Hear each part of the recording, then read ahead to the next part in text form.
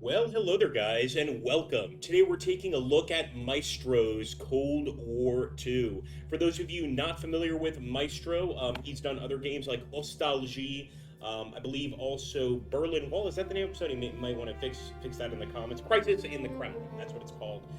So we're going to jump in and check out his newest game, Cold War II. Now, you start off, you get to select an Eastern Bloc or Western Bloc focus, a difficulty level, and this is what I love. Any year in the Cold War, all the way from the end of World War II, to 1979. So really, really cool. I guess we don't have a 1989, but otherwise, absolutely fascinating. So I'm going to start with the Americans.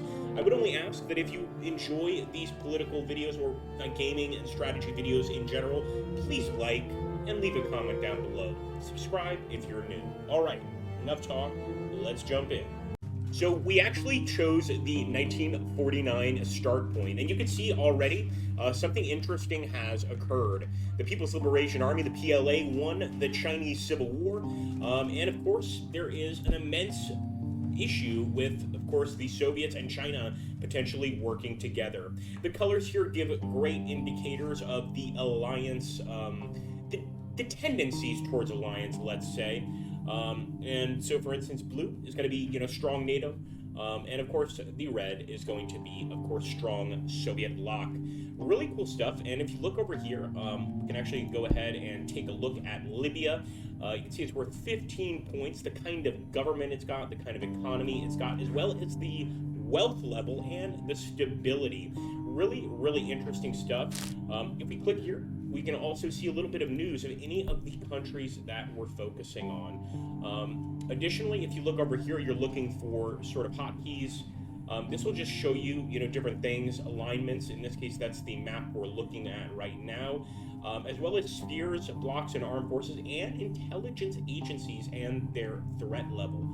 Absolutely. And if you click right here, you can actually get information about all reports. And you want to keep this in mind because going forward, you might need some of these news stories to gain leverage in that country. Keep that in mind. So there are things we can do to influence these different countries and bring them one way or another. And up here, we also have DEFCON levels.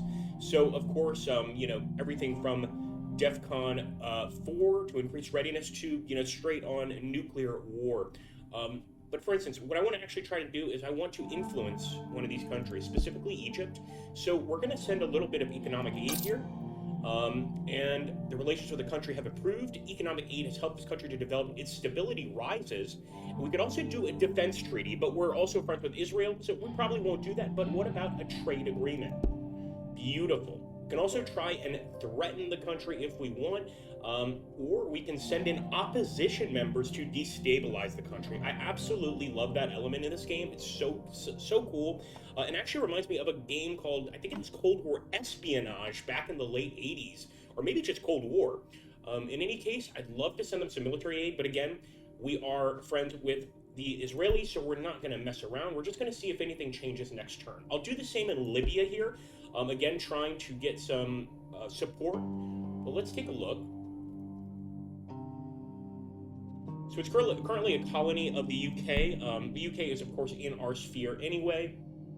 But I'm guessing, given time, as the years progress, these countries, much like they did in real life, will gain their independence. So I'd like to start boosting that relationship sooner rather than later. But in the meantime, let's focus on Syria. The fact is, they're right on the border of the Soviet Union.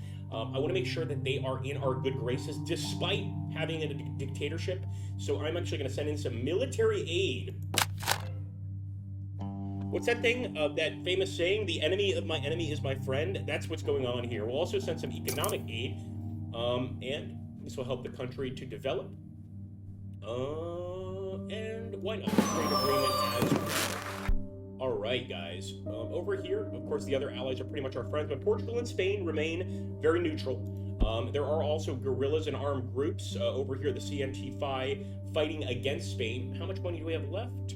Let's go ahead and help them out. We're going to give them some military aid to fight the rebels. We're going to give them some economic aid and some diplomatic aid in the form of a trade agreement. Once again, I think we'll end it there. And what we're going to do is end the turn or end the month. Let's see. So we can see here the enemy activities. For instance, opposition in Iran has ended, so they're going to go start trending Soviet, and they also gave economic aid to Syria. Fascinating. So I think they kind of were, they were kind of looking at what we were doing, and they're like, we need to play around here. And as you can see, the map is already starting to change, not necessarily in our favor. Specifically, Yugoslavia is very much still a Soviet zone. But look at this situation in Spain here. Let's take a look. They are fighting those guerrillas, and they're doing a damn good job.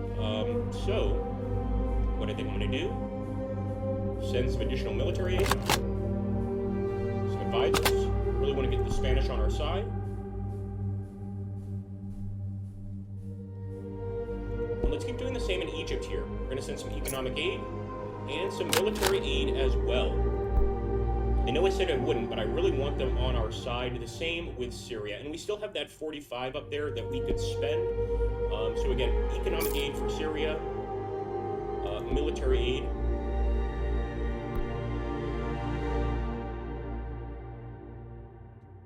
Ooh, Greece. I almost forgot about our friends in Greece. We definitely want to help them out. And they just overthrew some communist rebels. They probably need the military aid, actually. So let's do that. And again, at any time, if we chose to, we could start subverting. So I'm going to try that. I haven't tried it before. Maybe try some subversion in Turkey. And as you can see, once you jump into subversion, you have other options. We could actually even attempt a coup if we wanted, but we're not going to jump right into that. We're just going to do some demonstrations to start with. And you know what?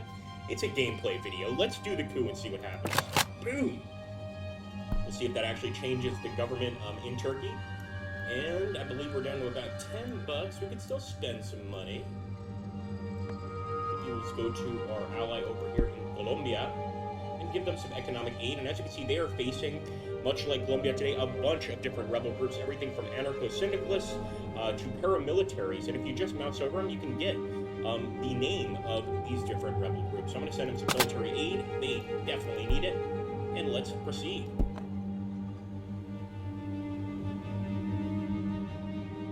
All right, once again, a lot of information here about what's going on, and yeah, you can tell that the Soviets also really want Syria, man. They're doing everything they can to take it. I'm going to boost Syria as much as possible, so I'm going to give them $10 in financial aid. Of course, it's really $10 million. And as you can see over here, their relations with us are already very, very good. So I'm thinking the most important thing is to keep them ready for any sort of Soviet incursion. So we're going to go ahead and do that. Let's go back to Greece as well, and let's see if we give them $10 in military aid. Yeah, their armed forces are going to increase. What about financial aid? And their relationship with us is very good, so I'm going to go for a trade agreement. And maybe even a defense treaty. Yes, and look at that, guys. We got the Greeks on our side. Duty is now to protect our new allies. Absolutely awesome, and you can see that change on the map. Absolutely love that. What about a defense treaty here with the Syrians? That was risky. We did it. They didn't join us, and now we potentially have to protect Syria. Okay, the Secretary of State, Dean Acheson, has defined our containment strategy for Asia. Soon he'll deliver a speech at the National Press Club where he will make our policy public, we will fight communism toe-to-toe, just like the real forces here. And worrying information reached through us, the Getlin organization. The Soviets are planning a blitzkrieg attack through Western Europe. We must increase the budget dedicated to the organization so that we can know more about their plans. Absolutely. Let's know more about their plans. But as you can see, some are starting to doubt how reliable this is. I want to find out, though. For $10 million, I'll do it. And as you can see here, North Korea and China signing military agreements with the Soviet Union. It also looks like on the tiny island of Cyprus, there are Soviet or communist uprisings. Absolutely fascinating. And up here, we can see kind of who is winning. And it's determined by treaties signed, technology, and of course, events. Everything that you as the player can control. Well, I hope you enjoyed this look at Maestro's Cold War II. I'm having a lot of fun with it, and I can't wait to play some more. So make sure to like the video, leave a comment down below, and subscribe if you're new. And we'll see you on the next one.